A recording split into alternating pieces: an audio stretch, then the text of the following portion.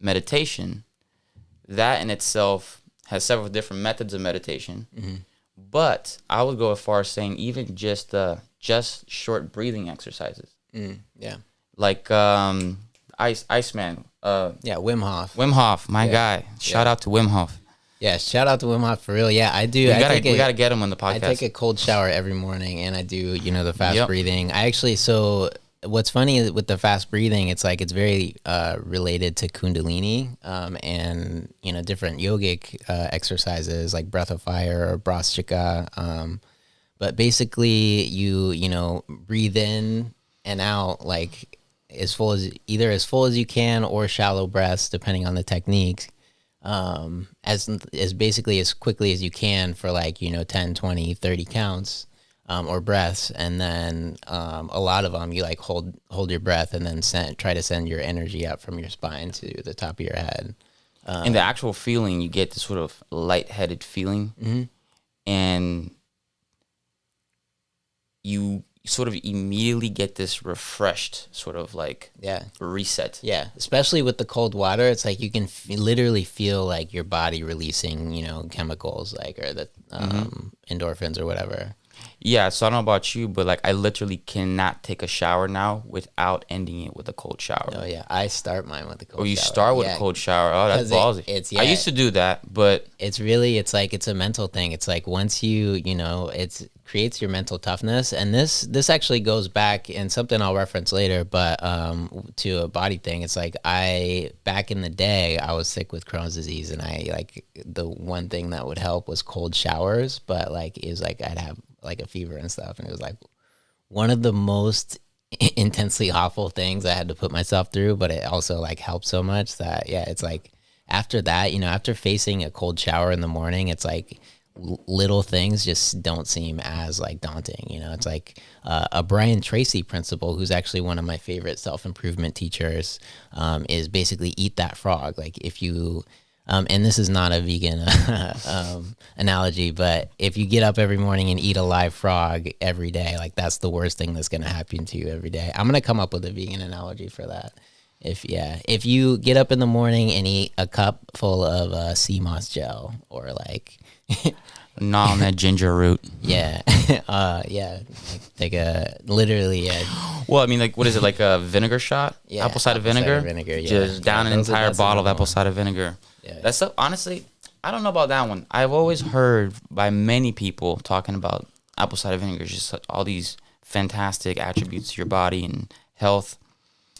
I gotta be honest, I was taking that stuff, and it was disgusting. It was I put turmeric in there. You remember that? Yo, I'm actually getting the vibes going through my body just by talking about it. That's how what's so funny, gnarly it made you feel. So we took shots of it, which is not recommended because it damages your esophagus and is bad for the enamel in your teeth. When did you find this out? Yeah, well, you're supposed to mix it with something that's pacifies the acid, but yeah, guys, don't take it by itself. It's gnarly. Yeah, so if you take it, it's supposed to help balance your pH. It makes your blood more alkaline, and then it also has helped dissolve kidney stones or prevent kidney stones. So it does have definite benefits, but it's not gonna magically just fix everything. Yeah, I guess nothing does, know? I mean, I get that.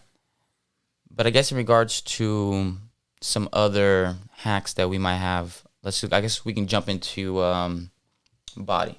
Right. I can get us going. Personally, when it comes down to your body, and I was fortunate that I have a dad that has his education and physical education. Oh, nice. And so when I was a kid, he put me in pretty much almost every sport you can think of. And then at one point, he basically just let me know, if you really want to get really good at something, you probably should just pick one sport as opposed to just playing a bunch. Mm-hmm. So I played soccer. That was my mastery sport. But like I said, then sports ended because you're not in school anymore. Mm-hmm. So you're not around a bunch of the buddies. You're not enrolled into a sports team. So that in itself kind of just took it took the mental discipline that you needed to have in many ways, because your schedule's just laid out for you. Mm-hmm. Don't get me wrong, you still got to show up and you still got to be an athlete, but it was way more fun. It just all kind of happened. We're all just running around as kids. So that's that. But then this happens to pretty much everybody.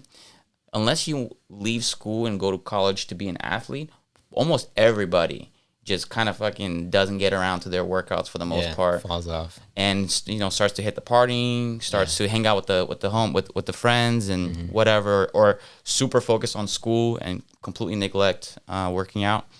And most of us actually don't end up getting back on the train. Yeah, we just keep letting ourselves slip. Yeah. And I noticed that as a huge red flag when I was in college and even like late high school, which I noticed that people who were 4, 5, 6, 7 years older than me going to the mid-20s, I noticed a small percentage, I don't know if I have a number, but it's less than 50% was the people who were keeping themselves in check. They weren't athletes, they weren't fitness models, but they cared. Yeah, word. And then I noticed all the people who didn't and went down the road of like, I'm never working out, I don't really care about my diet. And I'm not gonna lie, when you start to get that dad bod, that shit's real, yo. Like when you start to see that your body is shaping into something that is absolutely not impressive in any way, shape, or form, and you're literally soft. You're like soft, and in many ways, when you're soft physically, you're also soft mentally. Yeah, those two things go hand in hand together. So it's all, I mean, it all boils down to discipline. Yeah, I mean, it's all related, mind, body, and spirit. Meditation is a discipline too, or working out, or dancing, or like yoga and qigong, and tai chi is a form of qigong. But moving meditations like that, it's like that's a great way to keep your mind yoga, and your body and your spirit balanced. That's one that I'm not gonna lie, I wish I would have started sooner. I started doing yoga probably like in the last 4 months. And I do it almost every day now. The first physical thing that I do is starting with like a 20 to 30 minute session. Word. And I gotta be honest, it's on point because you're getting a little bit of that meditation part. Yeah. Because it's got that essence to it, but then you're also getting not only the stretching, but a lot of these exercises are strength based too. Yeah. So you're working on your strength while you're stretching, and it's a great way to warm up your body. Yeah. All right, thanks for watching this clip from Appropriate Culture. If you want to watch the full episode, go ahead and check out us at appropriateculture.com. You can also check us out on social media platforms at Appropriate Culture. Like, subscribe, and we'll see you guys on the next one.